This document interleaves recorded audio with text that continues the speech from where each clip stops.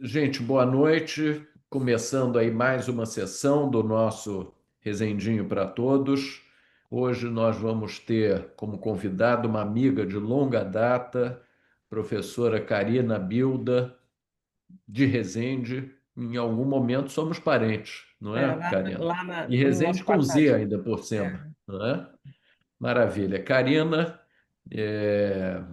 foi nossa aluna lá na maternidade escola e hoje é uma pesquisadora de ponta, está muito envolvida com essa pesquisa sobre pré-eclâmpsia, predição e prevenção, que é o que ela vai nos falar hoje. E é um assunto desafiador. Karina estava entre as pessoas que o professor Montenegro respeitava muito academicamente, trocava ideias e dicas de pesquisa. Então, Karina, muito obrigado aí pelo teu aceite e vamos ouvi-la sobre predição e prevenção da pré-eclâmpsia. Bem, boa noite. Agradeço, Jorge, o convite, né, de participar aí dessa sessão, né, que a gente recebe aí os convites aí semanalmente e sempre vê ali o privilégio, né, dos colegas que têm essa oportunidade de apresentar. Então, né, vou falar sobre esse tema, né, predição e prevenção da pré-eclâmpsia, né, que é um tema que está sempre em atualizações, às vezes são pequenas modificações que tem em protocolos, em rotinas, né, mas que é muito importante devido, né, à magnitude da doença da pré-eclâmpsia, né? E foi sempre uma temática que me envolveu muito, né? Também ser motivada pelo próprio professor Montenegro, que era, né, um grande desafio para ele estudar esse tema. Então, né, só para apresentar então a doença, né? A pré-eclâmpsia, ela é uma das distúrbios hipertensivos da gestação, né, que é classificada, né, pela Sociedade Internacional de Hipertensão na Gestação, pelo, né, aumento pressórico, né, acima de 140 por 90 milímetros de mercúrio, a partir de 20 semanas de gestação, acompanhada, né, por um sinal de disfunção de um dos órgãos-alvos, né? A proteinúria é o clássico, ela antes a proteinúria era critério diagnóstico, né, sem a qual não se classificava como pré-eclâmpsia, mas hoje a proteinúria pode ser descartada do diagnóstico desde que tenha presença de alguma outra disfunção de órgão-alvo, né, como insuficiência renal, desenvolvimento hepático, né, com aumento das transaminases, complicações neurológicas, como o próprio desenvolvimento da eclâmpsia, né, ou outros sintomas neurológicos. Caramba, entrou algum bicho aqui na minha janela aqui. Desculpa. Complicações hematológicas, como alterações diminuição das plaquetas, ou a própria insuficiência placentária. A ISSHP utiliza, né, a insuficiência placentária, né, nos critérios diagnósticos. O ACOG não inclui a insuficiência placentária no critério diagnóstico e o nível para considerar a plaquetopenia é abaixo de 100 mil, mas também descarta, né, a proteinúria quando tem alguma dessas outras alterações. É, existe a classificação utilizada, né, a termos dessa questão do rastreamento, né, da profilaxia, é de acordo com a idade estacional do parto, né, que tem que ocorrer devido, né, à necessidade de interrupção de antecipação do parto para evitar desfechos negativos, tanto para o feto quanto para a mãe. Então, ela é considerada como precoce quando o parto tem que acontecer antes de 34 semanas, é pré-termo quando o parto tem que acontecer antes de 37 semanas, ou é a tardia quando o parto ocorre após 37 semanas na presença da pré-eclâmpsia. Lembrando que às vezes existem algumas confusões, né? Se, por exemplo, uma paciente tem uma pré-eclâmpsia ali, com, né, ao nível de alteração dos níveis pressóricos, com proteinúria, mas ela está sendo ali bem acompanhada, compensada, e rompe uma bolsa com 35 semanas. Né? Se a causa do parto não foi a pré-eclâmpsia, e sim uma ruptura prematura, ela não seria classificada como pré-eclâmpsia pré-termo. Putz, Tá? muito bem. Quando a gente fala em rastreamento, né, existem critérios definidos pela Organização Mundial da Saúde, já desde 1969, de que para você, alguma doença, ter que ser rastreada, né, e ter que ter uma política de rastreamento, investimento em rastreamento, ela tem que ser considerada um problema de saúde pública. O método a ser oferecido para esse rastreamento, ele não pode oferecer riscos, né, os riscos têm que ser menores, né, do que os benefícios, né?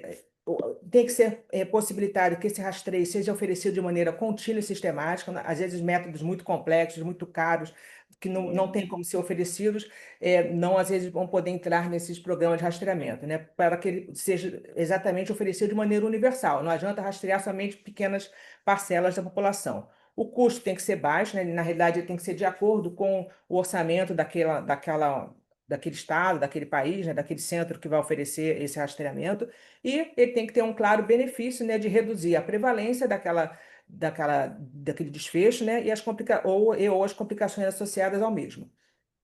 Né? Então, vamos ver, né, se o que a gente oferece, né, e a pré-eclâmpsia, né, o quanto ela se encaixa, né, em todos esses critérios. Né? Quanto a ser um problema de saúde pública, né? A pré-eclâmpsia afeta, né, de 2 a 8% das gestações, né, isso de maneira geral, né, sendo que aqui no Brasil, né, ela está nesse limite superior. Né? A gente tem uma publicação, né, lá da Maternidade Escola, né, de pacientes atendidas no biênio de 2011 e 2012, na qual a prevalência da pré-eclâmpsia total, né, foi 6,74%, né, e da forma pré-termo na época foi beirando ali 2%. Né, ela tem forte associação, né, com prematuridade, porque, né, como é uma doença que não tem cura, o tratamento é paliativo, né, e o definitivo seria somente a antecipação desse parto, de modo que, às vezes, para você poder preservar, né, a saúde materno-fetal, né, tem que ter uma antecipação terapêutica desse parto, levando ao parto prematuro. Né, se associa fortemente pela doença placentária, né, à restrição de crescimento fetal, a óbito perinatal, desfechos esses que também foram verificados, né, nessa casuística que a gente assistiu na maternidade escola.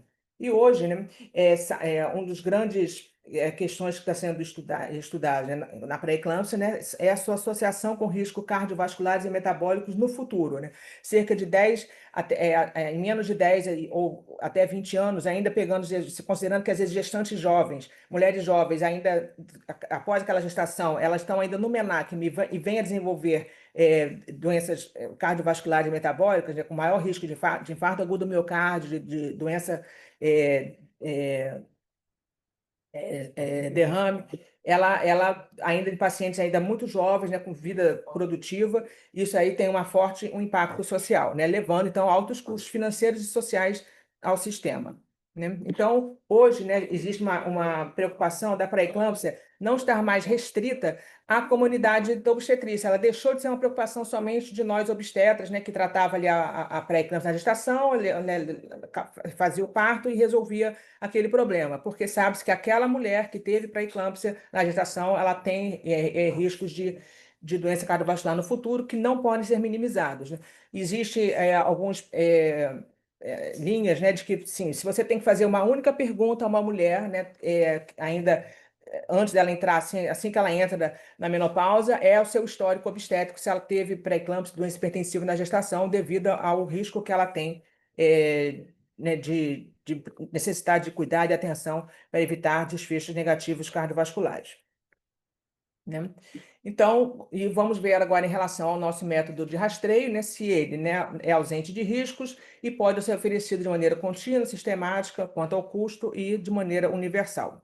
Né? Então, a pré-eclâmpsia, a gente sabe que ela é uma doença, né, de 3 estágios. Né? O estágio inicial, né, chamado estágio 1, é aquele quando você tem, né, uma tolerância materna ali parcial, né? Quando essa intolerância é total, né, você leva, né, ao abortamento, às vezes, em alguns casos, aqueles das SAFs que levam a abortamento muito precoce.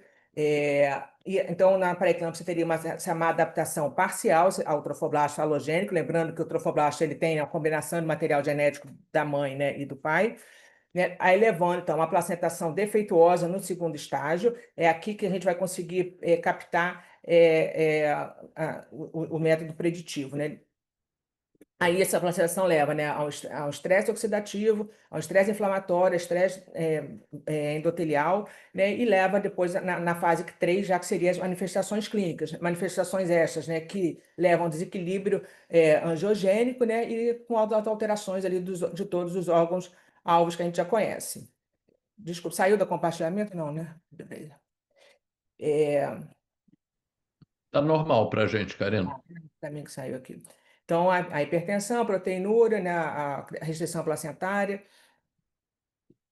Tá? Então, quando o método de rastreio ele aparece, né, alguém desenvolve, alguém publica, ou é vendido por determinada empresa, né, você acha, às vezes, ele é vendido como sendo né, algo bonito, né, o sapatinho de cristal da Cinderela, que todas as princesas ali queriam que servisse nos seus pés, mas eventualmente ele não vai servir. Então, isso para você testar se aquele método vai servir, né, em determinadas populações, se ele vai ser reprodutível, né, ele tem que ser é o que a gente chama da validação. Então, todos, né, modelos preditivos, exames diagnósticos de testes têm que passar por essa validação, tá? Porque eventualmente ele pode não servir, né? Então, a gente, de maneira histórica, né, a pré-eclâmpsia, ela passou por uma predição, né, baseada no segundo trimestre, né, em que se fazia o Doppler das artérias uterinas e avaliava a presença, né? Era uma avaliação qualitativa das incisuras. Tinha uma sensibilidade de 65%, uma especificidade ainda alta, né? No entanto, devido a essa fase, né, que já estava naquele estágio 2 saindo já do estágio 2 da fase da pré-eclâmpsia, ela não foi eficaz em você administrar as medidas profiláticas que utilizaram na época também já era a aspirina e não ofereceu uma prevenção satisfatória. Tá? Né? Porque a gente sabe que as ondas de migração trofoblástica começam no primeiro trimestre, a segunda onda no segundo no finalzinho do primeiro trimestre, e quando ela é ausente, você tem a formação da síndrome da pré-eclâmpsia, que era detectada, então, manifestada ali, né, visualmente pelas artérias, pelas incisuras nas artérias uterinas.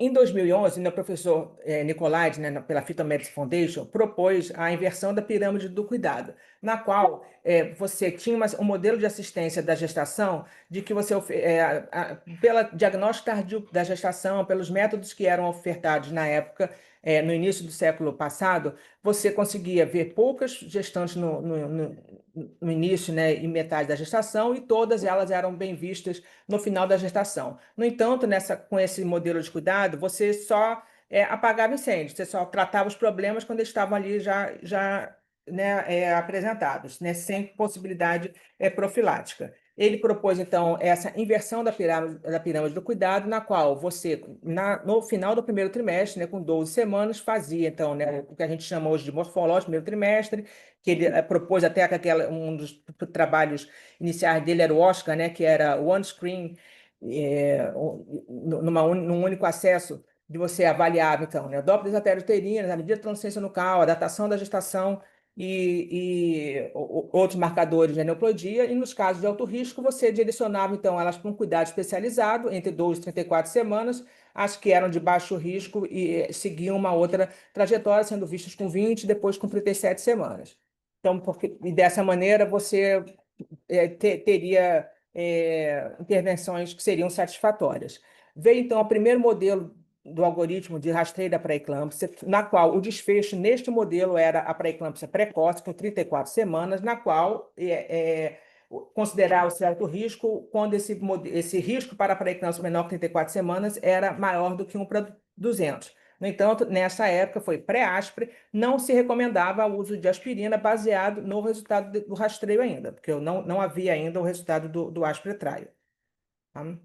Mas, né, a Organização Mundial da Saúde veio, né, com esses guidelines. Na época, o professor Montenegro, né, trouxe que era a aspirina era a fênix que renascia, porque a OMS assumiu, né, que a aspirina tinha eficácia na predição da pré-eclâmpsia, né, na qual ela é baseada em diversas meta-análises canadenses que avaliavam o uso da aspirina quando se iniciado antes de 16 semanas, para as gestantes classificadas como alto risco, baseado em critérios clínicos, né, como presença de hipertensão arterial, diabetes, história prévia de pré-eclâmpsia, elas teriam benefício, né, de redução da prevalência da pré-eclâmpsia naquela gestação, se usada começada antes de 16 semanas, em doses já em torno de 100 miligramas. Né? Lembrando que esses métodos de rastreio clínicos, né, eles têm as vantagens de ser uma abordagem tradicional de baixo custo e de fácil aplicação, uma vez que ele é baseado somente numa anamnese. Né?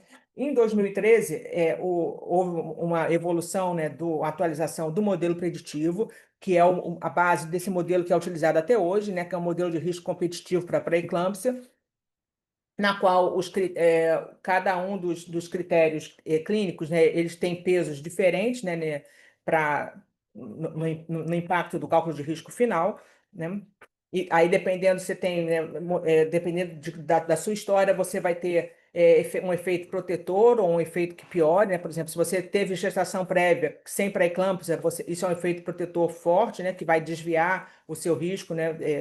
E às vezes contrabalança o fato de você às vezes ser hipertensa. Você é hipertensa crônica, mas você teve uma gestação prévia na qual você não fez pré-eclâmpsia, então isso é ponderado de modo ao resultado final desse risco. Tá? Depois houve uma nova atualização desse modelo de 2015, né? E aqui tem os coeficientes, né, que cada um dessas variáveis tem no cálculo de risco. Né? Então, os valores negativos é o fator enquanto eles pioram esse risco, né? Os positivos é o quanto eles melhoram esse risco. Então, como é que funciona esse modelo, né? A gente, baseado em dados da história médica, da história clínica, de características maternas, como peso, altura, a etnia autodeclarada, se é tabagista, né, as doenças pré-existentes, como hipertensão, diabetes, você calcula o risco a priori, que funciona naquele mesmo modelo do risco para as aneuplodias, na qual a idade materna, principalmente, era, né, o risco a priori principal. Né? E depois você agrega dados biofísicos, como, né, a pressão arterial média, o Doppler das artérias uterinas, hoje entrou o Doppler das artérias oftálmicas, né, e esses valores são expressos em músculos medianos e eles vão modificar o risco basal. Tem também a possibilidade de marcadores bioquímicos, como o fator de crescimento placentário, PLGF, ou a proteína plasmática associada à gestação, que é o PAPA. Lembrando que ele tem a grande vantagem, esse modelo, de que não é obrigatório você acrescentar todos esses marcadores. Você acrescenta os que estão disponíveis para seu uso, e quanto mais você combina, melhor fica a tua eficácia preditiva. Mas se você não tem como agregar os bioquímicos, você faz somente com os biofísicos. Se você não tem como medir a uterina, né, você faz somente com a pressão arterial médica, e combinado aos dados clínicos, você melhora o seu diagnóstico.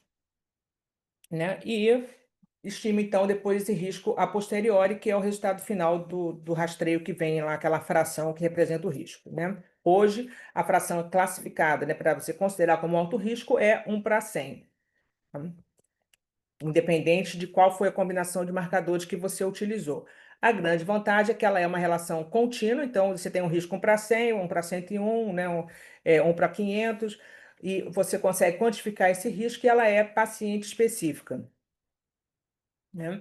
Essa é a página até antiga, a atual, né, parecida, né? Que você, na página da Phytomeds Foundation, você tem um acesso gratuito, livre, né, para entrar e fazer o cálculo de risco, onde você vai entrar com essas medidas, né, antropométricas, a história materna e a pressão arterial, o Doppler, e ou não os marcadores bioquímicos.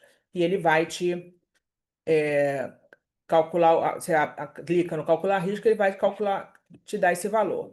E conforme você combina, você tem uma melhora preditiva muito maior do que se você utilizar somente os marcadores, os dados clínicos, como eram os critérios da OMS ou do próprio UNICE.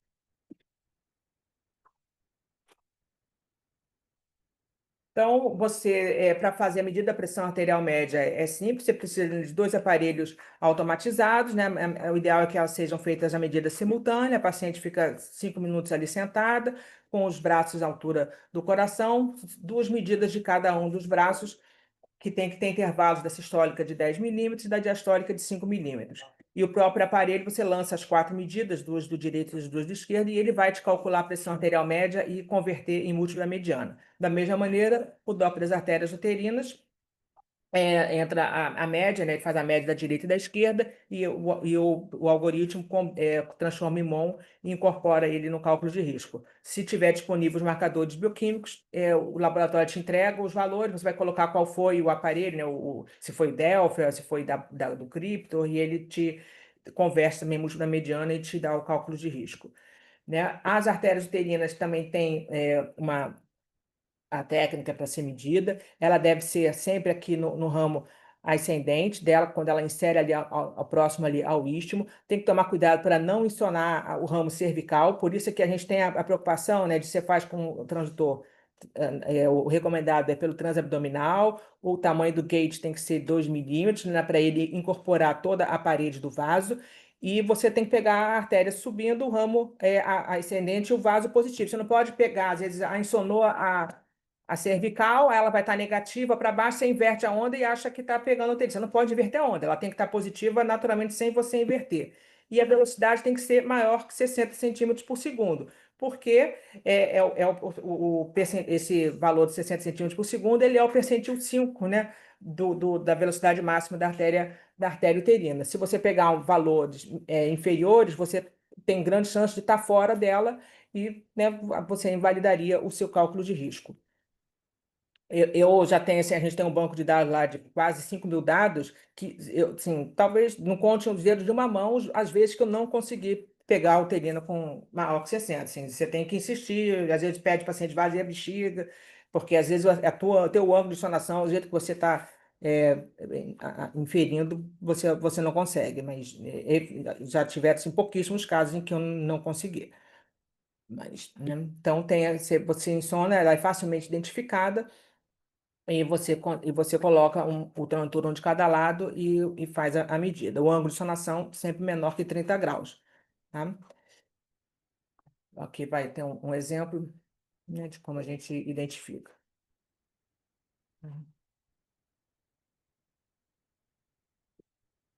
E, ao final, então, sai, né, o cálculo de risco, se você considerou somente dados da história materna ou se você, quando combina com os marcadores, aqui no caso dos biofísicos, esse risco ele é calculado. Aqui foi uma diferença não significativa, continuou sendo um caso de baixo risco, né?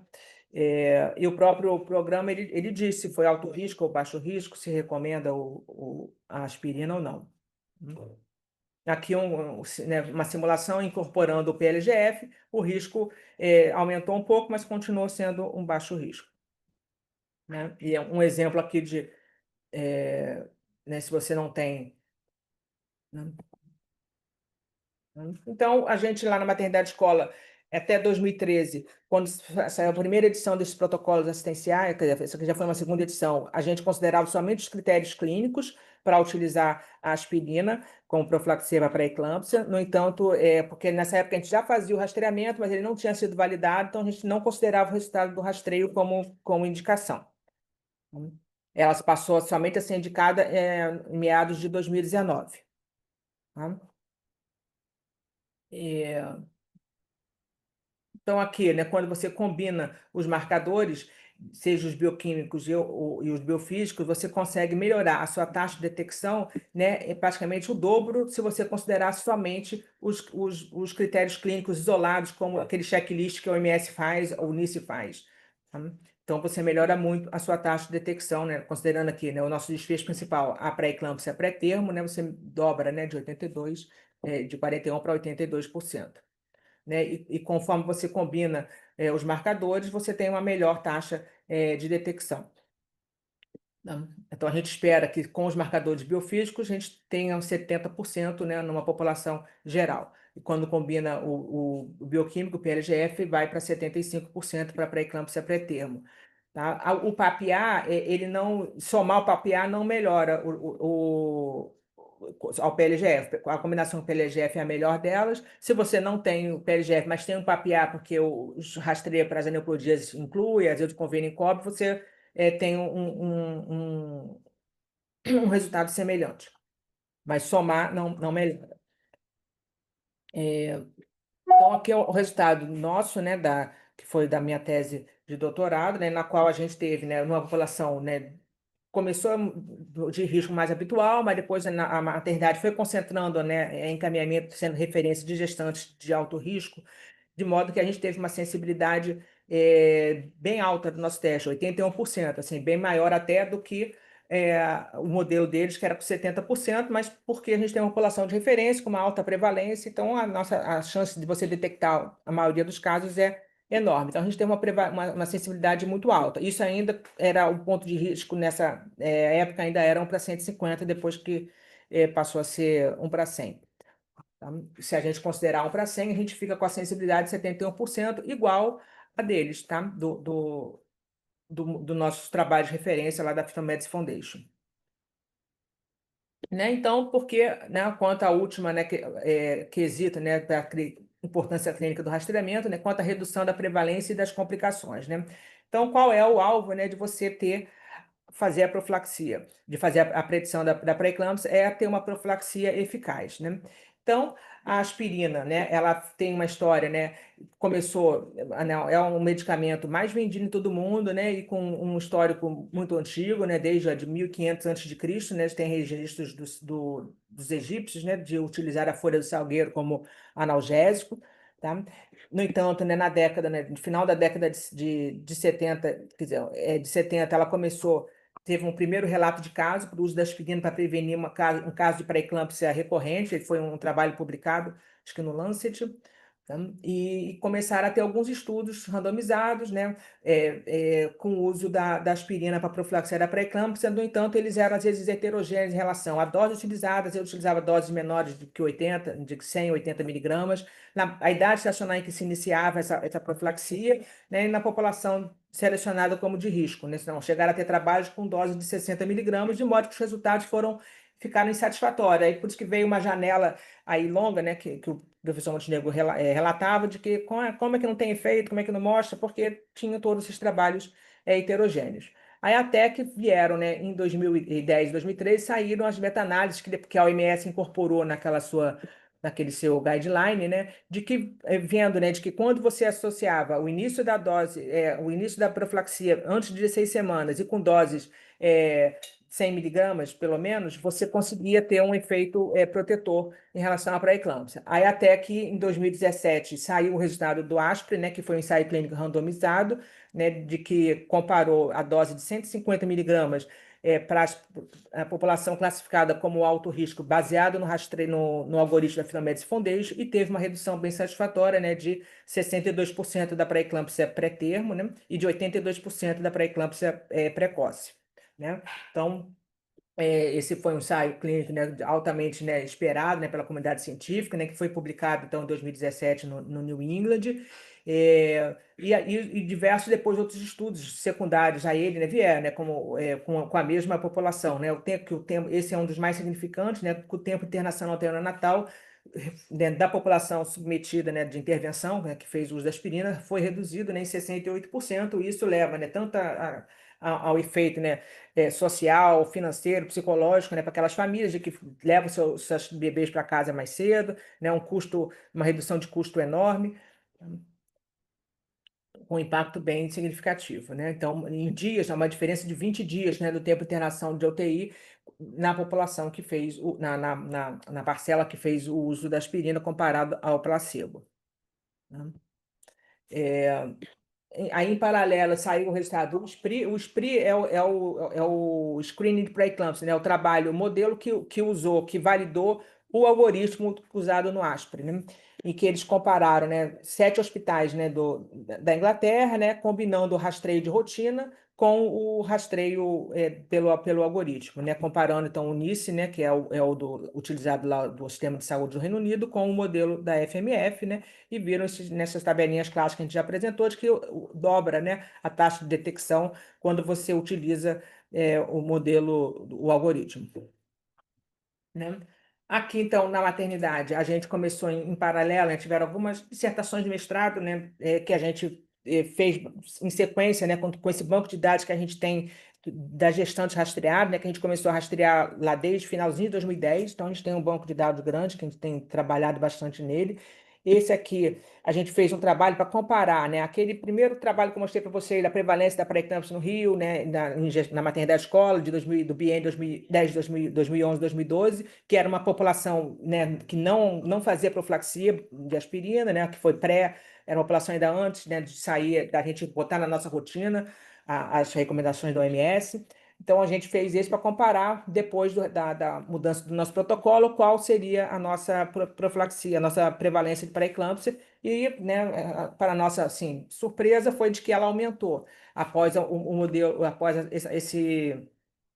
os protocolos. Aí surgiram, né, diversas discussões de que houve ali começou a ter uma mudança do padrão de gestante, das gestantes que foram encaminhadas para pré-natal e, consequentemente, o exame de rastreio na maternidade, de que, na realidade, o modelo baseado, a intervenção baseada nos critérios clínicos não era suficiente, né? Então, foram resultados que fizeram com que a gente viesse depois a passar a incorporar a profilaxia no resultado do rastreio e não somente nos critérios clínicos, né? E já tinha o resultado do ASPE que embasava isso, né?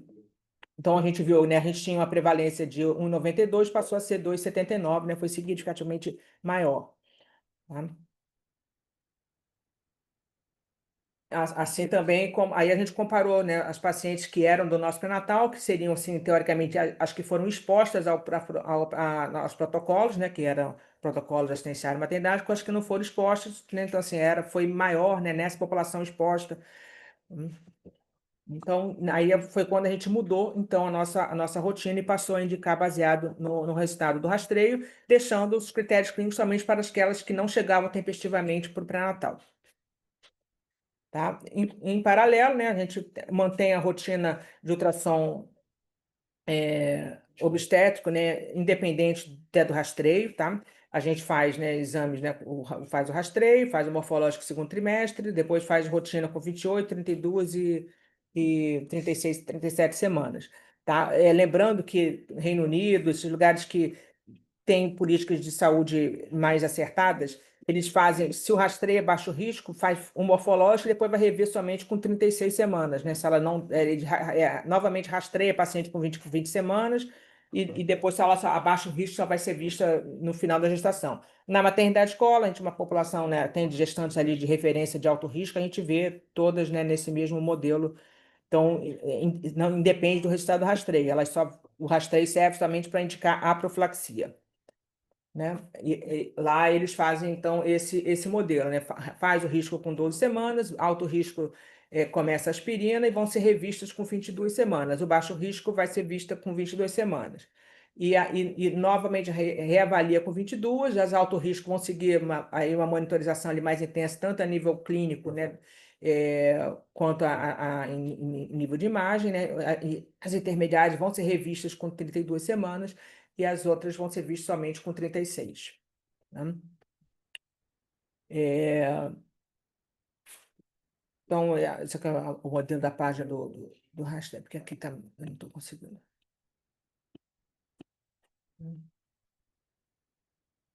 Tá? Então, esse é o modelo que eles seguem. Tá? Porque o modelo, né, tem o cálculo de risco em todas, né, as faixas, né, primeiro trimestre, segundo trimestre e terceiro trimestre, e a conduta baseada nessa reavaliação do risco. Hoje, o cálculo de risco, eu vou depois mostrar, está incluindo a avaliação das artérias oftálmicas, né? A gente aqui, então, vocês veem como mudou o nosso perfil, né? A percentual de gestantes classificados como alto risco, né, ao longo do tempo. Isso aqui foi os resultados da minha tese de doutorado. Então, a gente começou antes, era, né, 20% ali de alto risco, oscilou ali um pouco, chegando, né, 2018, 45%, considerando esse ponto de corte. Hoje, considerando 1 para 100, a gente está em 45%. Quando vai para 1 para 150, a gente está 57%, 60% por sermos de população de referência. Né?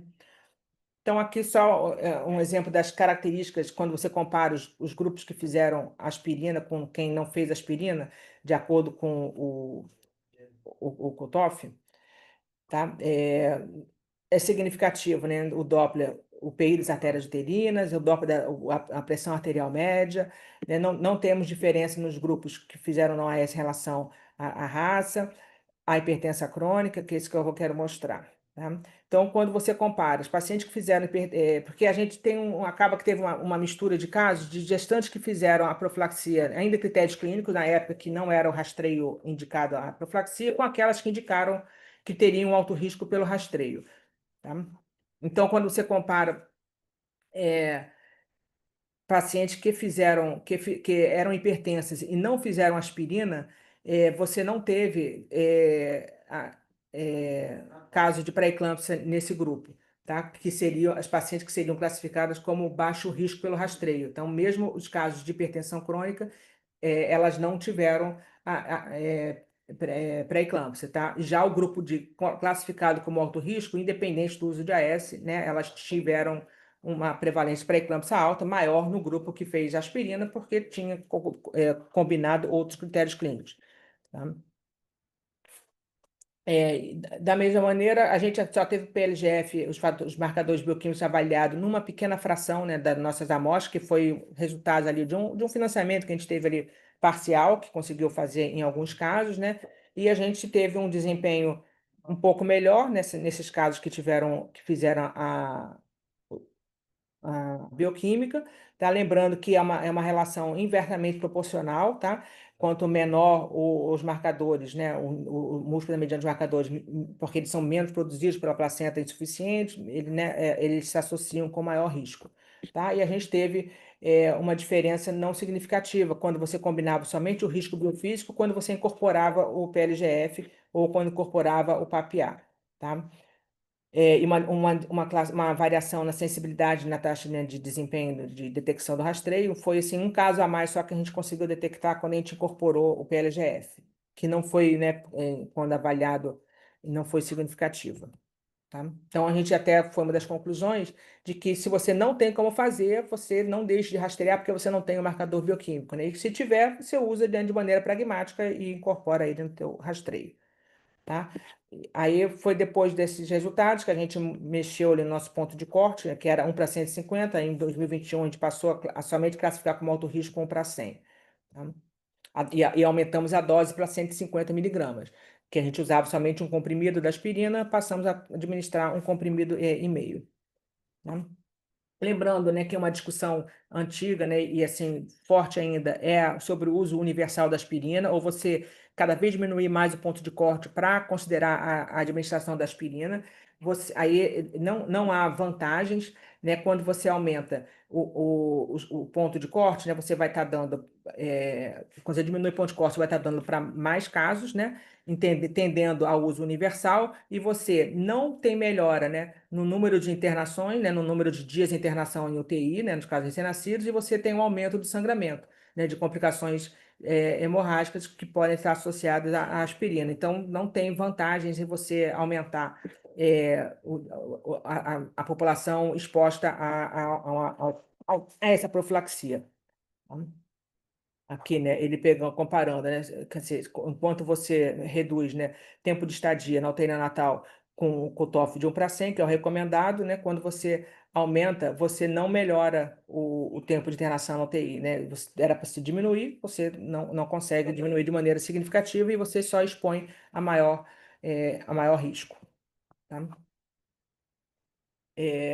Então, a gente recomenda, né, que, devido ao alto valor preditivo e negativo do exame, como eu falei, naquelas hipertensas crônicas que não fizeram aspirina e que foram classificados como alto risco pelo modelo preditivo, não tiveram pré-eclâmpsia. Então, assim, a gente tem segurança se ela foi classificada como baixo risco, em não dar aspirina, mesmo que ela tenha algum outro fator de risco, né? Pelo critério clínico. Lembrando que o modelo, ele considera, né, ele combina todos os fatores de risco, a história de hipertensão crônica, ela tem um peso bem alto, então aquilo é considerado, ela não é banalizada, só que ela combina isso com os outros fatores. Tá? O cálcio, então, é uma discussão também intensa, né? O cálcio era recomendado na dose de 500 miligramas por dia. Havia evidências, né? Tem evidência de que ele, em populações de baixo consumo de cálcio, ele teria um efeito protetor, né? A dose de 500 miligramas, ela era recomendada porque somente seria um comprimido, né? Daria uma menor exposição, uma interferência com a própria alimentação, com a própria aspirina, e você faria recomendações para ela ter uma suplementação pela própria dieta. Tá? A gente orientei até um TCC da nutrição, né, junto com a professora Cláudia Saunders, né, da gente elaborar uma ferramenta para avaliação do consumo de cálcio, né, pela gestante, uma ferramenta simples, é, principalmente baseado nos alimentos maiores, né, de maior consumo, né, na nossa população, e que avalia se é adequado ou não, e não sendo, você investe, né, no que ela pode fazer para esse consumo melhorar, além de recomendar a suplementação nos 500, né? No entanto, veio a recomendação da a norma técnica, né, do Ministério da Saúde em fevereiro desse ano, né, recomendando o uso universal na dose de 1 grama dia, né, fracionada ali em 2 comprimidos de 500 miligramas. Em paralelo, quer dizer, não foi tão paralelo, um pouco antes tinha saído uma publicação, né, da Phytomedicine Foundation, né, desafiando, né, sobre o consumo de cálcio, na qual ele fez uma reavaliação de uma meta-análise que tinha sido publicada, em que eles estratificaram, né, os estudos em que avaliavam o efeito do protetor do cálcio, né, quando havia baixo consumo, quando havia o consumo adequado ou quando ele não era especificado. É, no entanto, né, o que esse trabalho veio reforçar, de que assim, os grupos em que havia que mais contribuíram, né, com amostras, né, nessa população dessa meta-análise foram trabalhos, não foram resultados significativos, né, no efeito protetor nas populações de baixo consumo de cálcio, né, nas populações que o consumo era adequado, não houve efeito protetor, né? O efeito protetor veio, né, em populações né, com baixos casos, né, com poucos casos, poucos eventos e contribuições pequenas. A grande questão é que essa população aqui, eles tem esse índice de heterogeneidade do estudo, de que invalida você considerar uma meta-análise, o resultado dela tendo sido favorável. Então, né, foi essa grande discussão, e tanto de maneira num grupo de baixo consumo, quanto quando você agrupou todo mundo, o resultado dessa meta-análise foi não significativo por essa heterogeneidade desses estudos. Tá? É, Aí eu fui comparar com as meta-análises que a gente já consagrava da aspirina. Essas foram a antiga, né, de 2010, que foi a que saiu na Organização Mundial da Saúde, que comparou com o uso da aspirina quando iniciada antes de 16 semanas, né, que foi quando veio o efeito protetor significativo. Aqui, a heterogeneidade dela, zero. Né? Então, assim, corrobora, né, a questão de você, e é onde a gente sabe que tem efeito. Da mesma maneira, quando você pega os trabalhos de que iniciada antes de 16 semanas, não significativo, a heterogeneidade 48%, baixa. Tá? A outra meta-análise, né, que foi a que incorporou estudos mais recentes e que incorporou o ASP, né, que foi publicada em 2018, a mesma coisa. Né? Quando você pega doses baixas, apesar de 6 semanas, ela é não significativa, e quando você, com heterogeneidade ainda alta, e quando você pega início de 6 semanas com doses maiores de que 100 miligramas, você tem, onde você tem a significância dela com uma heterogeneidade aqui de zero. Tá? Então, o cálcio ele não teve, né, um efeito protetor significativo mostrado nessa meta-análise, mas apesar disso, veio essas recomendações baseadas nesses mesmos estudos que não mostraram significância. E está para sair ainda, né? A gente espera que venha alguma coisa mostrando algum efeito protetor, que ainda não sabemos ainda onde está sendo feito. Né? A gente já fez uma avaliação, né, foi um outro trabalho, né, da adesão ao uso da aspirina na prevenção da pré-eclâmpsia, então foi uma outra dissertação de mestrado, em que a gente mostrou que a gente teve uma adesão, de maneira geral, foi satisfatória.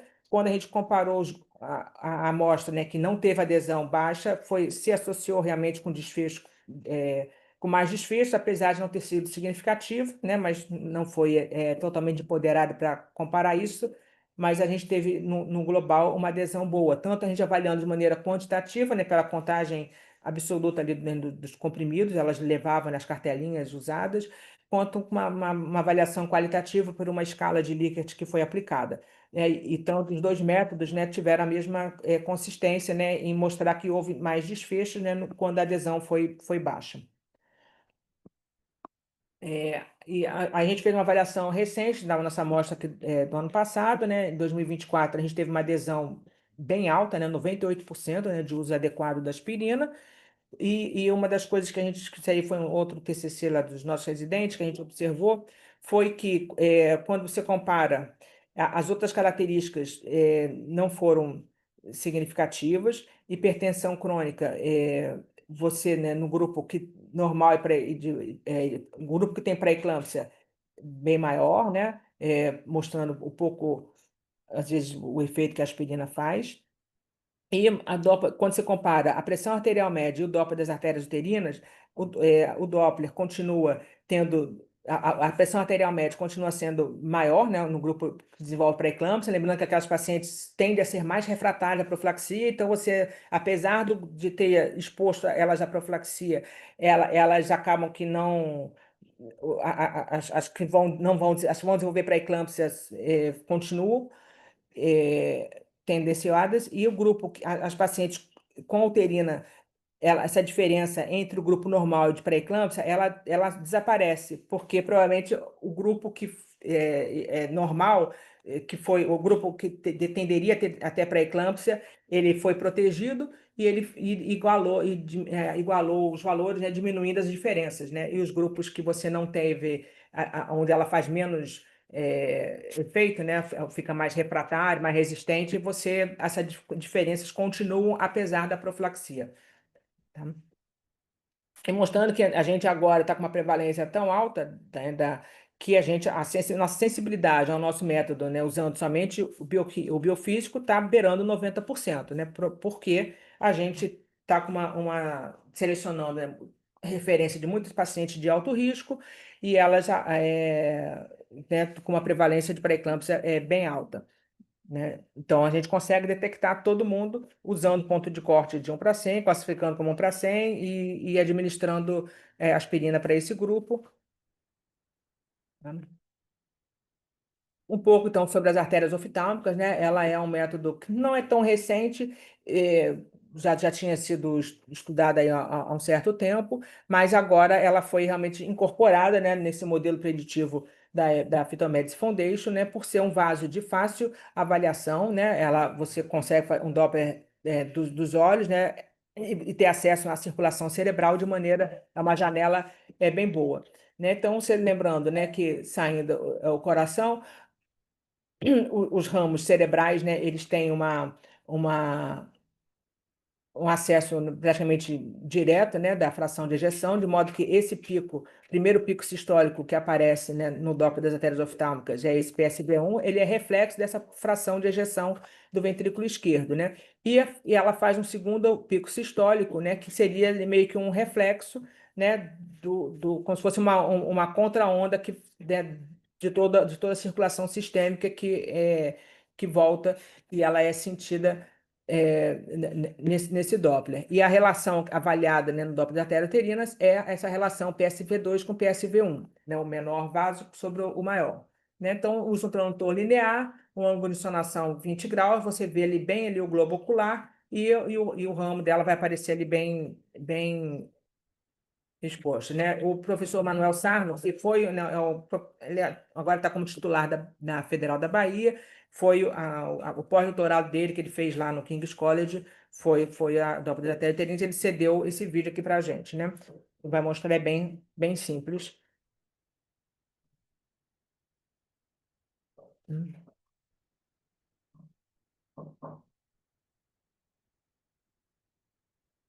Então, a paciente tem que estar deitada, né? Cabeça em 0 graus, não pode estar no travesseiro.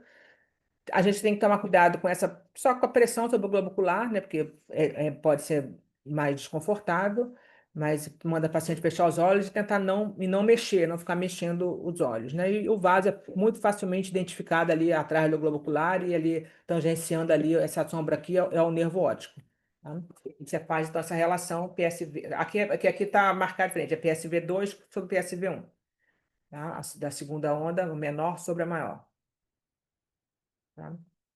Então, eu gosto sempre de compartilhar essa imagem, né, que o professor Jorge me cedeu, né, que essa ilustração, né, da primeira versão do livro do professor Rezende, né, de 62, né, do Portinari, né, de que falava, então, né, desde essa época, né, que o prognóstico imediato e remoto para eclâmpsia e eclâmpsia inquietava e tornava apreensivos os competentes, né, e hoje, né, na era pós-ASPRE, competente na execução, interpretação e aplicação de um modelo de rastreio factível, válido, paciente específico, e da disponibilidade da profilaxia efetiva, nós não podemos ficar inertes. Então, assim, existe, né, o que fazer para a gente conseguir diminuir, então, os efeitos dessa síndrome, né, que tanto nos acolhe, né? Existe, né, a Phytomedics Foundation, né, oferece esse curso, né, do rastreamento, né, em vários idiomas, é um curso que tem 2 horas de duração, você pode fazer ele pausado, né? E ele é bem didático, né? E o algoritmo é livre, né? Essa aqui já está na versão atual.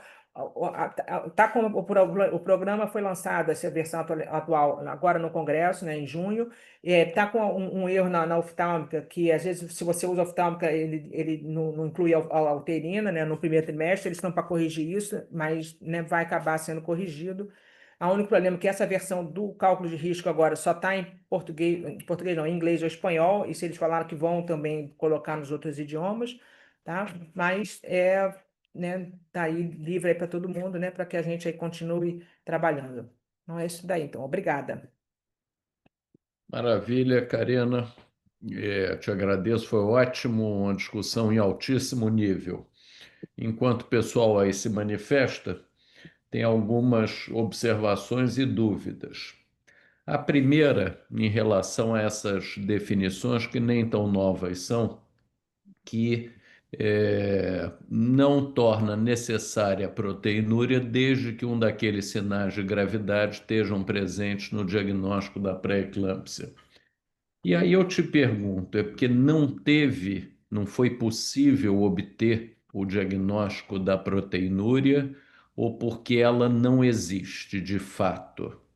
Sempre fico com esse pé atrás, porque se tem um sinal de gravidade, imagino que tenha proteinúria, mas quer dizer, tendo a acreditar que seja para não deixar ninguém de fora do diagnóstico, num parâmetro de gravidade presente, eximir a necessidade da proteinúria para não deixar ninguém de fora desse importante diagnóstico. Você concorda ou é diferente? Sim. Isso também sempre me aquietou, porque assim, se a presença, né, da proteinúria ser negativa ou ela não ter sido feita, não está disponível para fazer, né? Isso aí, Não teve essa era não teve o resultado, não tem a- fita, não tem 24 horas. O que que você acha?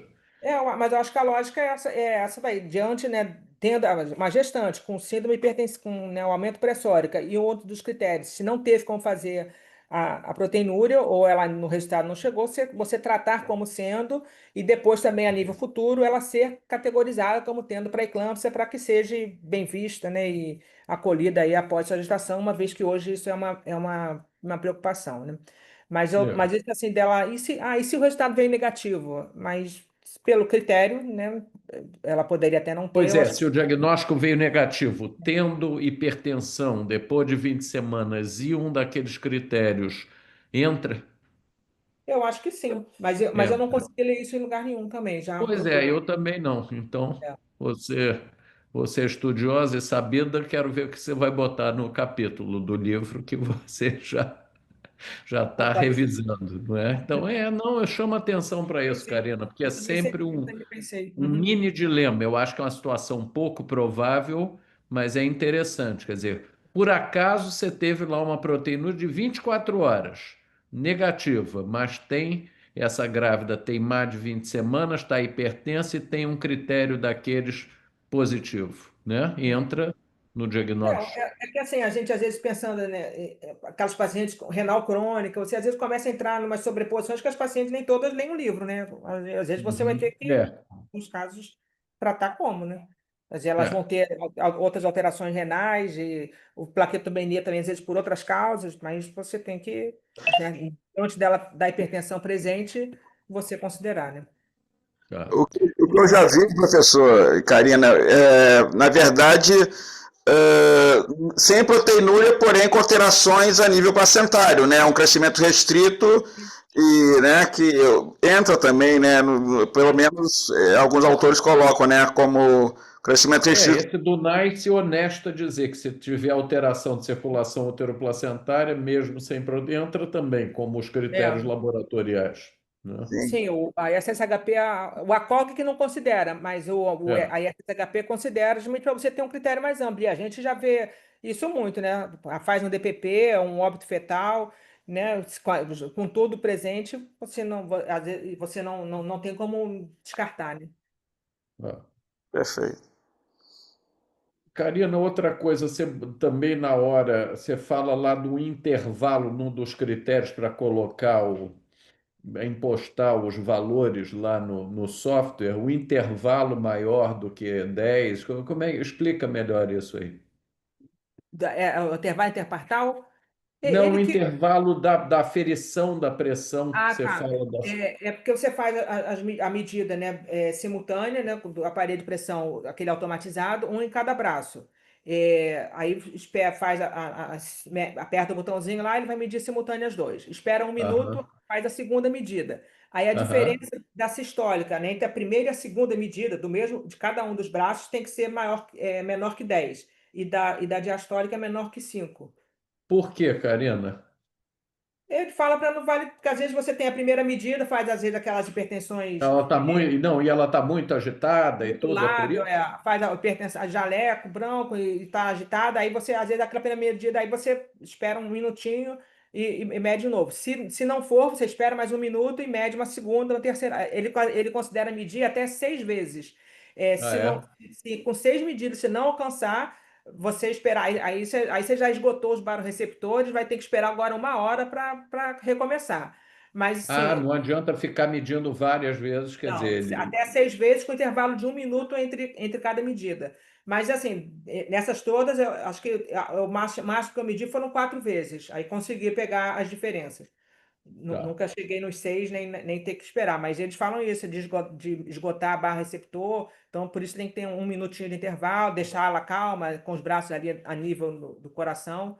E sempre é 10 entre a sistólica e 5 na diastólica. E é entre o mesmo braço, não é entre um braço e outro. Quer dizer, entre um braço e outro as diferenças são até maiores, mas aí não tem problema, né? Entre a medida do mesmo braço que tem que ser menor que 10 ou menor que 5. Tá. E outra coisa eu já te perguntei, mas acho que vale a gente salientar aqui, as uterinas, você diz que por via abdominal, tranquilo, mas por via vaginal, não pode ou pode? Não pode. Os valores de referência foram feitos pela abdominal. Pela vaginal, você alteraria um pouco ali os limiares. No entanto, você É? tem que tomar cuidado no vaginal de que você pegar o vaso que se afasta do transdutor. Aí vai ser o vaso Aham, negativo. Porque entendi. se você pegar o que está se aproximando, o positivo, você vai estar pegando a cervical. Então, lembrar do que é o Doppler, né? Que às vezes você no Tá. vaginal, você vê o vasão vindo, aí, e na realidade você está pegando a Tá cervical e vai estar. pegando aquele ramo que desce, né? Você tem que Aham. pegar o ramo que. Aí na vaginal, como você está. O vaso que se afasta, que é o vaso que sobe, que é a uterina. Você tem que pegar ele, que vai estar negativo, né? Tá, entendi. E sempre maior que Bacana. 60, mas pode ser. Mas é que as valores de referência foram feitas pela abdominal, até porque lá eles não fazem vaginal de rotina, né? Tem uma certa população não gosta. Então, os valores Então foram você feitos. recomenda que faça abdominal. Recomendo abdominal e porque o Tá. restante é mais fácil também, né? A, a própria TN, né? Eu acabo fazendo É, melhor. Eventualmente você vai é. pegar um bebê ruim, eu volto vaginal. Eu uso vaginal para medir o colo e a gente às vezes, já que está lá, tenta ver a parte da anatomia que pelo vaginal fica mais bonito, mas eu deixo as uterinas, a gente faz sempre abdominal. E vocês têm feito essas medidas do colo, têm anotado, mesmo no primeiro trimestre? Eu já É, estou achando esse colo primeiro trimestre meio confuso. Ele acaba que a dissertação do André Dourado foi colo no primeiro trimestre, né? Não foi, na realidade, ele não foi assim, significativa, mas assim, lá 8 casos que ele teve que foi, bateu, né? Que foi associada aos desfechos, você assim, vale mas assim, a nível populacional, ela não pega, né? A gente cansou de ver colo tá longo, né? Que vai baixar depois com 16 semanas no morfo de segundo. Mas eu acho Uhum, que ó, aqueles que você consegue captar, ele vale, né? Mas de tá. rotina, né, o pessoal não vende. Mas a gente pega uns colos, eventualmente flagra alguns e intervém, né? Uhum. A palavra está franqueada aí a quem quiser. Benzecri mandou aqui no chat, te parabenizou. Eu acho que ele já não está na Tá. sala. Ó, Benzecri. Oi, professor. Parabéns, eu Ah, tá estou aí, tá. Tinha assistindo subido sim. para mim. Obrigado, professor. Benzecri sempre vem nos prestigiar, o que nos dá imensa honra e Olha, alegria. obrigado, eu Eu fico fiz o curso de feliz. fósforo com o senhor, professor. Ah, que Aquele fósforo de lembrança manobras boa, hein? obstétricas, quando eu era interno. Então, que Bons beleza. tempos. Quem não foi aluno do professor Benzecri, não é? É. Ah, Muito bom, Maravilha. muito bom. Prazer, professor. Então, prazer foi Karina, te meu. agradecer. Espero que você venha outras vezes e capricha aí no nosso capítulo, especialmente essas pequenas. Explica melhor esse negócio aí da proteinúria, que eu fico na dúvida, fico meio preocupado. Tá bom? Tá bom. Semana que Obrigada. vem, gente, estaremos aqui novamente, no mesmo bate-horário, nesse mesmo bate-canal. E amanhã essa aula já está no YouTube aí disponibilizada. Depois, Karina, você dá para os teus alunos aí assistirem. Fica gravada lá no YouTube. Tá Tá bom? bom. Um Obrigada, então. abraço para vocês, uma boa noite, uma ótima semana. Até a próxima. Tchau, tchau. Tá. Boa noite a todos. Boa noite.